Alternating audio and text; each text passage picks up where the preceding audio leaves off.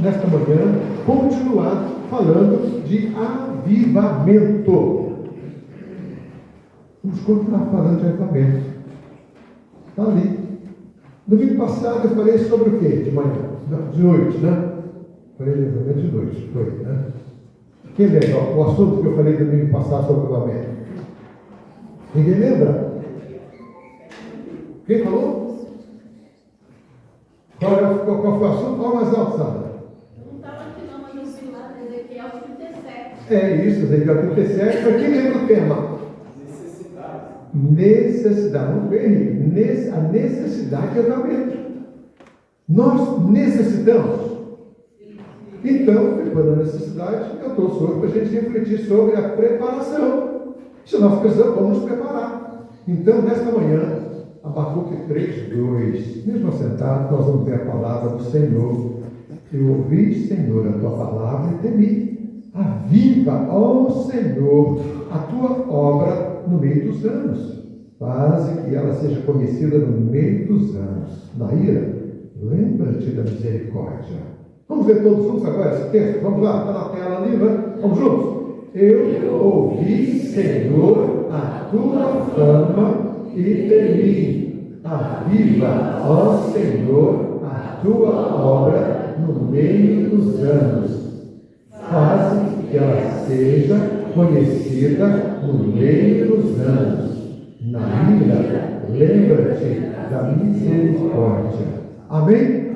Que Deus nos abençoe. Que Deus abençoe a sua palavra no nosso coração agora. E que o nosso coração esteja pronto, preparado para receber o que Deus tem para nós nessa manhã. Amém?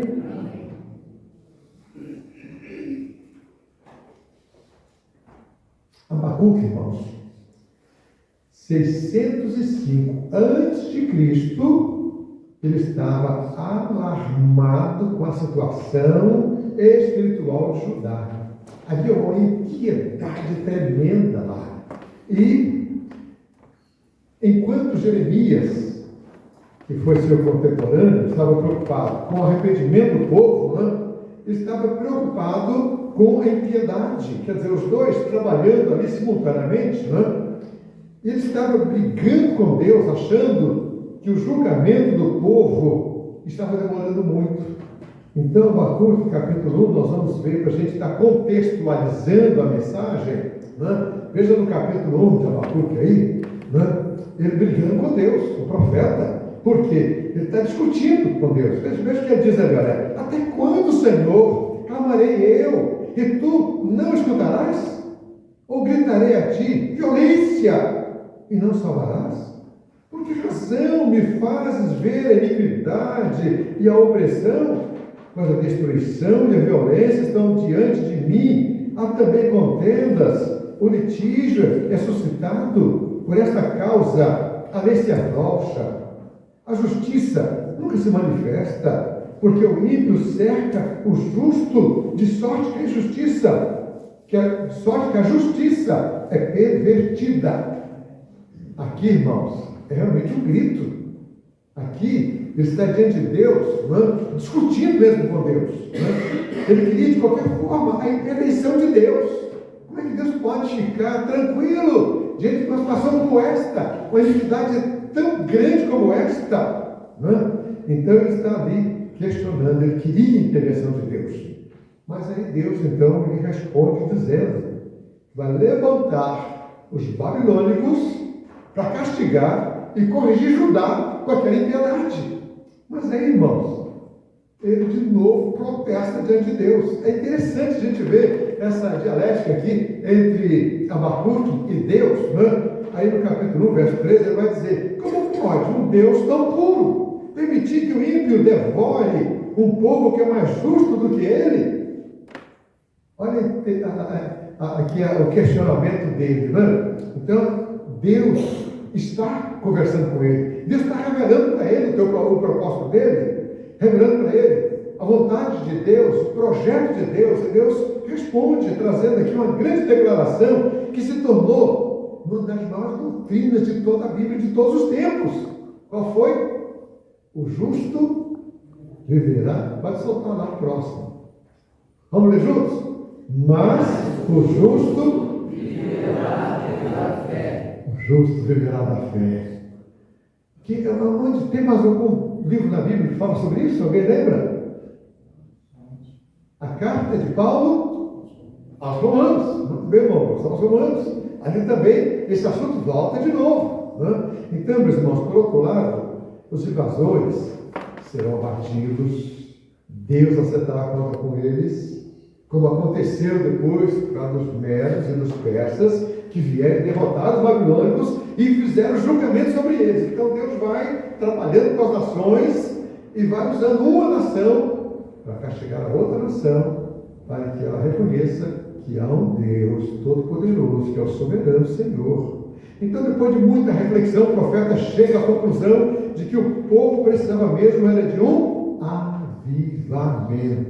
É isso que o povo precisava. Né? Ele então faz uma oração precisa, consciente, poderosa. Aviva, ó Senhor, a tua obra no meio dos anos. Vamos ler juntos esse versículo aí, vamos lá. Aviva, ó Senhor, a tua obra no meio dos anos.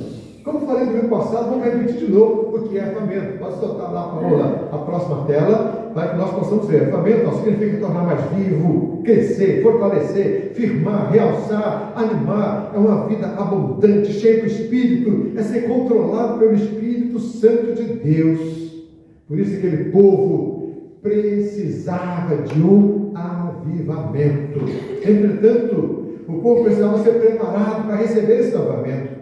É um preparo que depende da ação de Deus, mas também o ser humano tem a sua parte nesse preparo, porque a Bíblia diz que nós somos cooperadores de Deus. Deus quer nos enviar o avivamento, mas nós também participamos dessa preparação para que o avivamento chegue na nossa vida e na vida da nossa igreja. Então, é Ele, né?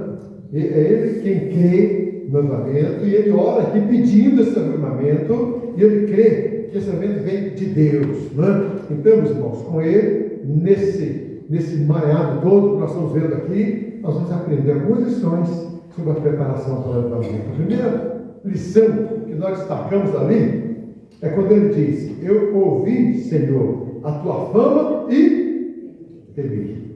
A preparação do avivamento começa com o temor do Senhor. E o profeta está declarando que ele viu a fama de Deus, que o nosso Deus é tremendo, é soberano, é maravilhoso, é grandioso. Ele viu a fama de Deus e temeu. O profeta está declarando aqui, né, que temeu, dizia: ouvi, Senhor, a tua fama e temi. Fama quer dizer o quê? Renome, celebridade, são pessoas que se tornam conhecidas, populares, famosas, né? Nós temos alguns programas de televisão que as pessoas vão buscando o quê? Fama. Eu me lembro aí do BBB, e alguns ficaram famosos no BBB. Nós temos alguns aí na mídia, né? Na televisão, nas propagandas, né? Por quê? Por causa, como fruto do BBB, ficaram famosas. A Fazenda, outro reality show que também as pessoas estão buscando para pegar fama, né? Tem um tal do Acerta ou Cai, não é isso? Também ali eles buscam fama, né? E tem outros programas, eu não sei todos não, mas aqui eu tenho visto as propagandas aí na televisão e a gente acaba acompanhando e sabendo, né? Mas nós podemos ver também na história pessoas famosas. Por exemplo, pessoas que foram relevantes durante a sua vida, né? E tiveram fama e até hoje são lembradas. Por exemplo, Juscelino Kubitschek. Quem foi ele? Quem? Presidente do Brasil. Getúlio Vargas. Até hoje se fala de Getúlio Vargas. Ficou famoso. Quem foi ele? Presidente do Brasil também. Martin Luther King. Quem foi? Americano? Era um pastor batista. A causa dele qual era? A libertação dos negros. Morreu, deu a vida, mas entrou para a história. Ficou famoso. Né? Martinho Lutero é outro que também fez algo que marcou a história da igreja. foi aquele que promoveu a reforma da igreja. E hoje nós falamos de Martinho Lutero assim com muita alegria, né? Muita alegria. Então, meus irmãos, o profeta conhecia a fama de Deus. Nós estamos falando de homens famosos, né? Mas, hoje é dia do homem batista, né? Então falei dos homens aqui. Mas temos muitas mulheres famosas também, né? Mas o nosso Deus não tem nada que se compara a Ele, nada semelhante ao nosso Deus. Ele realmente é famoso, Ele é o soberano, Ele é o grande eu sou. E o profeta sabia quem era esse Deus todo-poderoso, onisciente, onipotente, santo, justo, verdadeiro, esse Deus que julga com equidade. Ele sabia a história da libertação do povo da escravidão do Egito, como Deus fez proezas, como Deus exterminou o exército dos egípcios lá no Mar Vermelho. Por isso ele temia o Senhor. Temor aqui é sentimento de respeito, de medo mesmo, de reverência, é levar Deus a sério. E muita gente não tem medo de Deus, não tem respeito por Deus, não teme a Deus, não leva Deus a sério, né? Brinca com Deus. E a palavra de Deus é muito clara, quando vai dizer para nós lá em Gálatas 6, 7, né? Ali nós lemos, né? Não vos enganeis, de Deus não se zomba, pois aquilo que vamos semear, isso também sei falar, ele vai colher o que planta, né? Ele semeou ventos, vai colher tempestades, né? Mas nós vamos ver alguns exemplos de pessoas brincando com Deus, não levando Deus a sério, não temendo a Deus. Por exemplo, Ananias. Ananias, a Bíblia vai dizer lá, a Paula vai soltar para nós a próxima tela ali, nós vemos ali o relato que Lucas deixou para nós registrado, né? Então disse Pedro: Ananias, por que encheu Satanás o teu coração para que mentisses ao Espírito Santo, reservando parte do valor do campo? Não mentisse aos homens, mas a Deus. Ouvindo essas palavras, Ananias caiu e morreu, sobrevindo grande temor a todos os ouvintes. Eu imagino. Você imagina, gente? O camarada está aqui diante do apóstolo Pedro, e Pedro faz aquela correção ali, olha, acertada, e o camarada cai morto. Houve um grande temor. Mexeu com o povo. Imagine se as pessoas fazerem isso aqui na nossa igreja. Né? Sabe? Faz não, né? Os adeptos não viram Deus, não faz não. Senão não sei nem se eu estaria aqui, porque sou um homem pecador, não é verdade? Então, meus irmãos, nós temos que levar Deus a sério. Mas interessante, não foi só com Neemias, não. Como é que chamava a esposa dele? Safira. A Safira chega. E olha o que diz lá da Safira. O texto continua dizendo para nós, lá a partir do verso 9, olha, tornou-lhe Pedro, dizendo, né? Por que entrastes em acordo para tentar o Espírito do Senhor? Eis aí à porta os pés dos que sepultaram teu marido, e eles também te levarão. No mesmo instante, Safira caiu aos pés de Pedro e morreu, e sobreveio grande temor a toda a igreja e a todos quantos ouviram a notícia destes acontecimentos. Ah, meus irmãos, a coisa ferveu, né? Não podemos brincar com Deus. Nós temos que levar Deus a sério. Temor indica isso, levar Deus a sério. É não brincar com Deus, nem com as coisas de Deus, e nem com a igreja de Deus. Nós temos que levar a sério. Não podemos brincar, não, com as coisas espirituais. Aquilo que o homem ou a mulher semear vai colher. Então, o temor do Senhor implica em levar Deus a sério, ter compromisso com Ele, com a sua palavra. Isso exige fidelidade. É o temor do Senhor que nos leva a romper com o pecado. Você está consciente do temor do Senhor? Tem vivido no seu dia a dia o temor do Senhor? O preparo para o avivamento começa com o temor do Senhor. Quando nós levamos Deus a sério, quando nós estamos diante de Deus, confessando a Ele o nosso pecado, a nossa falha, confessando a nossa dúvida, confessando onde é que falhamos, por que não levamos mais a sério, por que não fizemos o melhor, por que nós falhamos diante de Deus, das coisas de Deus. Então o preparo do avivamento começa com o temor do Senhor, quando nós nos aproximamos de Deus para nos acertarmos com Ele. Mas em segundo lugar, irmãos, o temor, a preparação para o avivamento depende também da nossa oração. E a oração de Abacuque aqui foi muito precisa. Aviva, ó Senhor, a tua obra no meio dos anos. Vamos lá, de novo, vamos lá. Aviva, ó Senhor, a tua obra no meio dos anos. A impiedade do povo só aumentava. O castigo, Deus disse que estava iminente. E ele então faz essa oração. Aviva, ó Senhor, a tua obra no meio dos anos. Ele sabia que a necessidade do povo era de um avivamento, era algo que despertasse o povo para uma busca sincera diante de Deus, a fim de encontrar a vida abundante, uma vida que depende do poder de Deus. A oração, irmãos, é muito importante nessa fase de preparação. Todo avivamento começa com oração. Todos da história começaram com oração. O reino de Deus é movido pela oração. Deus faz grandes coisas em resposta às nossas orações. Teve alguém que disse, nem sei quem foi, né, que a oração é a alavanca que move o mundo. Eu vi isso e gravei no meu coração. A oração é a alavanca que move o mundo. Por quê?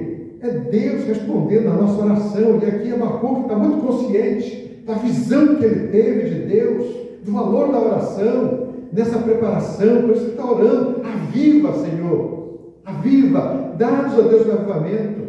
Richard Whitehook, ele no seu livro sobre a vida de John Smith, ele contou, né, a biografia de John Smith, e ele diz o seguinte: eu o vi muitas vezes descendo ao porão pela manhã. Depois de várias horas em oração, ele voltava com os olhos vermelhos, cheios de lágrimas. Um dia, eu vi ele dizendo: estou com meu coração quebrantado. Eu sinto-me muito infeliz, não por mim, mas por causa dos outros.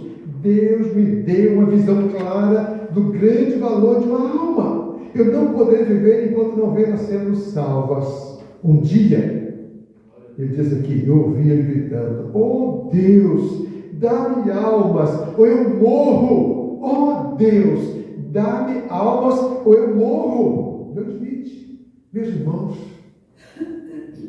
esse sentimento precisa estar no nosso coração. É por isso que eu tenho dito sempre, e repito, nós teremos no dia 28 de junho o culto do amigo. E eu estou pedindo, implorando, ore pelos seus amigos. Tenha pelo menos lá 5 da sua listinha. Você está orando por ele, você está se relacionando com ele, preparando para o dia 28, trazê-lo aqui, para que ele esteja conosco, para que a gente possa vê-lo se rendendo a Cristo. Ah, meus irmãos, o valor de uma alma. Quando nós cremos, nós pedimos, e quando nós pedimos de acordo com a vontade de Deus, ele nos ouve. É por isso que o profeta pediu, ele creu. Aviva, Senhor, a tua obra. E nós temos orado pedindo a Deus avivamento na minha vida, na sua vida, na vida da nossa igreja. Será que nós somos conscientes disto? Para pedir a Deus este avivamento? Ah, meus irmãos, Deus precisa de pessoas que se colocam na brecha, na intercessão, né? Eu tenho acompanhado o pastor Michel aqui na PIB. Muitos duvidavam que ia dar certo. Ah, menino novo, substituiu a pessoa no nível do pastor Pascoal. Mas olha como Deus tem usado a vida daquele menino. Eu, de vez em quando, eu ponho lá as mensagens dele e eu ouvi. Eu gosto de ouvir as mensagens dele. Eu tenho acompanhado as mensagens. Então, eu tenho visto ali, meus irmãos, ele faz o apelo para a conversão, enche de gente se convertendo. É um mover de Deus. Eu tenho visto na Bíblia um mover de Deus. No mês de dezembro, entre batismos, carta de transferência e aclamação, sabe quantos membros novos entraram no mês de dezembro? Não sabe? 900. No mês. Eles já passaram de 25 mil membros lá. Então, meus irmãos, é um mover de Deus, é algo tremendo. E Deus está usando a vida daquele menino. Um menino novo. Mas como Deus tem usado, que unção! Eu fico pensando, eu dou glória a Deus quando eu vejo aquilo. Meus irmãos, o que Deus está fazendo na vida dele, quer fazer na minha, na sua, vidas cheias do Espírito de Deus. Quando a nossa igreja estiver cheia, não de gente, mas de crentes cheios do Espírito Santo. Ela vai cheia de gente também, mas gente comprometidas. Então, irmãos, depende de cada um de nós fazermos essa mesma oração. Eu pude ver essa semana nos noticiários aí a Marcha para Jesus, lá em São Paulo, lá em Manaus, milhares, essa moto que tinha 2 milhões de pessoas. Até o ministro André Mendonça estava falando, dando entrevistas lá, né? O governador dando entrevistas lá, cantando, louvando a Deus. Irmãos, Deus está fazendo na nossa pátria algo diferente. Deus está impactando a nossa pátria. Nós temos que participar disso também, colocando a nossa vida no altar do Senhor. Senhor, aqui está a minha vida. Senhor, eu quero ser cheio do Espírito. Senhor, aviva. Essa é a nossa oração, meus irmãos. Esta é a nossa oração. Nós temos que chegar diante de Deus, crendo que Deus quer fazer, crendo que Deus pode fazer, crendo que Deus vai fazer. É a nossa oração. A preparação do casamento começa com a oração. E é isso que o profeta está passando para nós aqui nesta manhã. Mas em terceiro lugar, irmãos, nós vamos ver ali o profeta dizendo: aviva, Senhor, a tua obra no meio dos anos. Faze que ela seja conhecida. Pode passar. A outra. Pode passar. Espera lá. Vamos nos acertando aí, né? Então, a preparação do avivamento é confirmada pela proclamação da palavra, pela proclamação da obra de Deus, né? É esse, eu acho que eu me atrapalhei um pouquinho do que eu coloquei ali no PowerPoint, né? Mas agora vai tentar achar lá esse terceiro ponto aí para colocar para nós aí, tá bom? E quando ele diz ali: aviva, ó Senhor, a tua obra no meio dos anos, faze que ela seja conhecida no meio dos povos, no meio dos anos, né? No meio dos povos, né? Então o profeta, meus irmãos, ele fala das obras do Senhor, as obras que ele havia feito no meio dos anos, né? Ele pede que elas sejam avivadas, renovadas, confirmadas, proclamadas e conhecidas. Ele reconhece que a obra de Deus precisa ser conhecida no meio dos anos, no meio das pessoas, no meio dos povos, das nações. A obra de Deus tem que ser anunciada. Nós também devemos pedir que a obra de Deus aqui no nosso meio seja realizada aqui nos nossos dias, e principalmente na minha vida e na sua vida. Que a obra de Deus seja marcante, não é?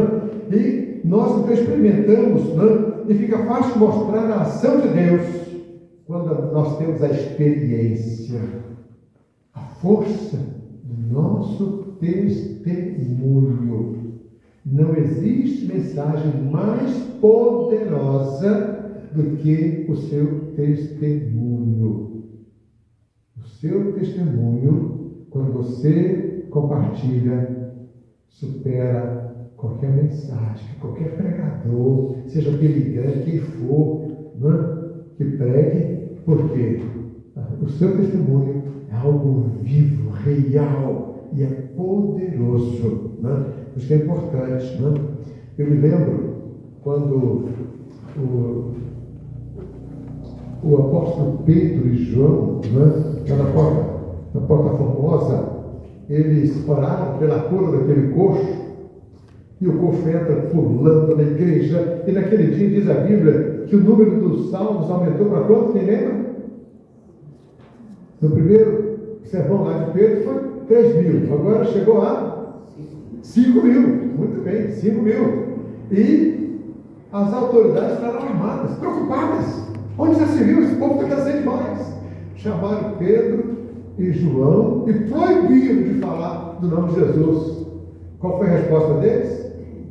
Nós não podemos deixar de falar isso que temos visto e ouvido. Não podemos deixar de falar. Irmãos, isso é poder, isso é unção, isso é coragem, isso é ousadia. Quando nós somos cheios do Espírito Santo, nós temos ousadia. Você não vai ficar com vergonha de falar de Jesus, não. Você não vai ficar com vergonha de testemunhar, não. O hino 32 do HCC, ele é interessante, ele vai mostrar para nós ali, na segunda e na terceira estrofe, né?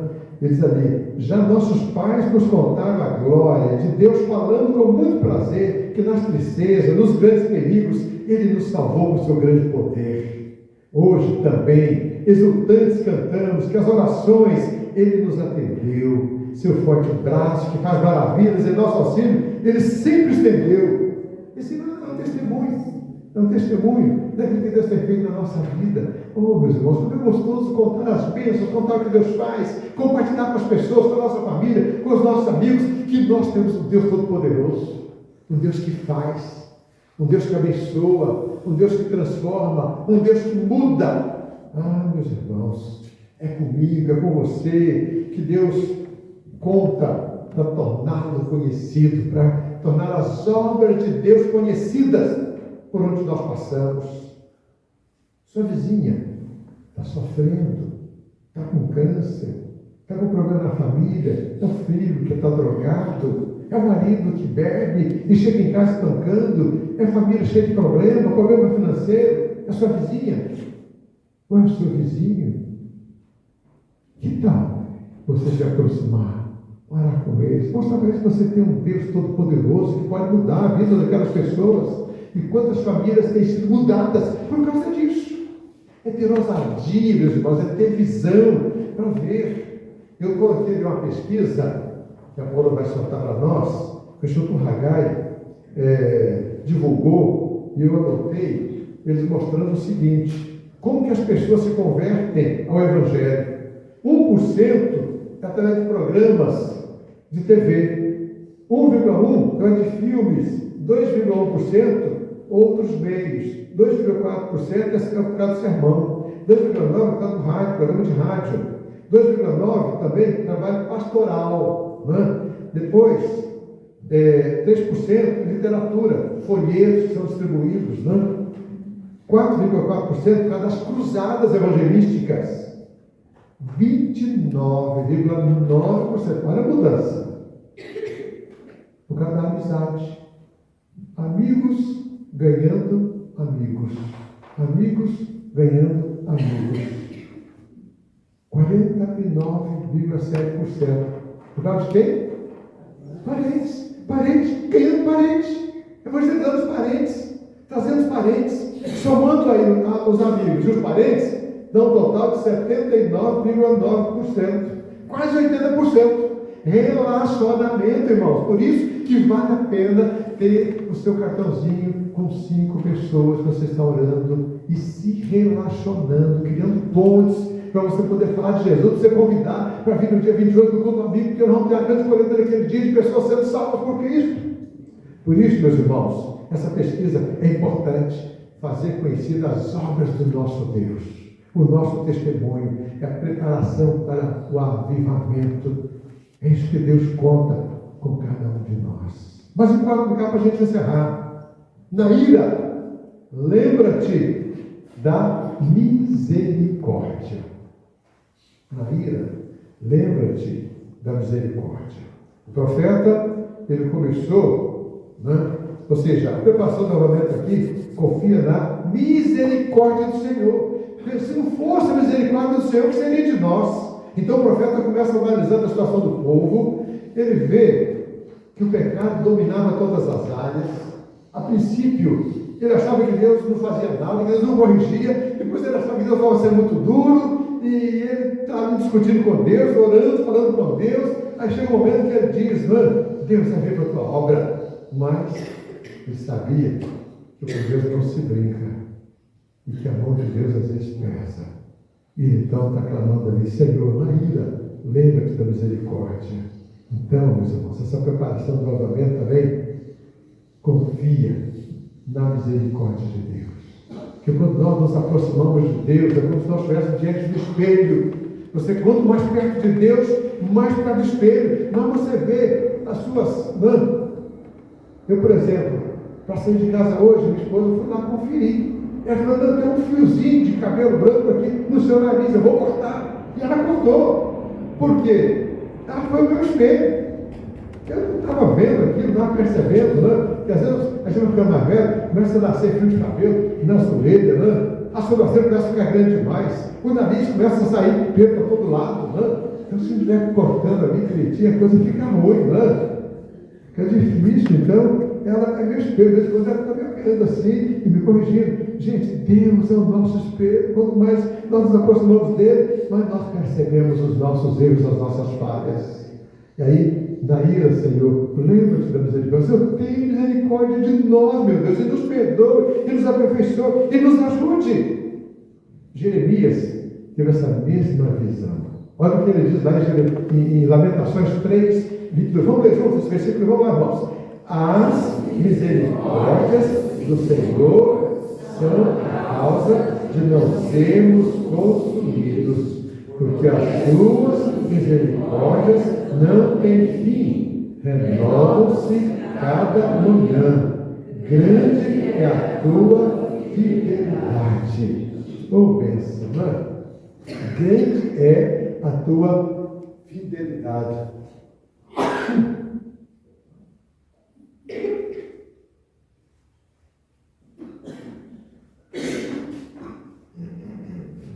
Então, irmãos, todo avivamento traz convicção de pecado e traz também quebrantamento. Então, a única saída para nós é depender das misericórdias do nosso Deus. Isaías passou por essa experiência. Vamos ver lá Isaías 6, né? O que diz lá? Então disse eu: ai de mim, estou perdido, porque sou um homem de lábios impuros, habito no meio de um povo de impuros lábios. E os meus olhos viram o Rei, o Senhor dos Exércitos. Então um dos serafins voou para mim, trazendo na mão uma brasa viva, que tirada do altar com a tenaz, e com a brasa tocou a minha boca. Ah, meus irmãos, como é gostoso quando você é perdoado, quando você é liberto, quando você recebe de Deus a bênção, e você caminha debaixo da bênção, caminha abençoado. Oh, que gostoso! Eu me lembro quando Deus realmente me tocou. Eu fui criado na igreja, né? Achava que nem dependia da graça de Deus, porque eu era um menino tão sério, né? Menino responsável, elogiado para minhas tias, né? Achava que não dependia da graça de Deus.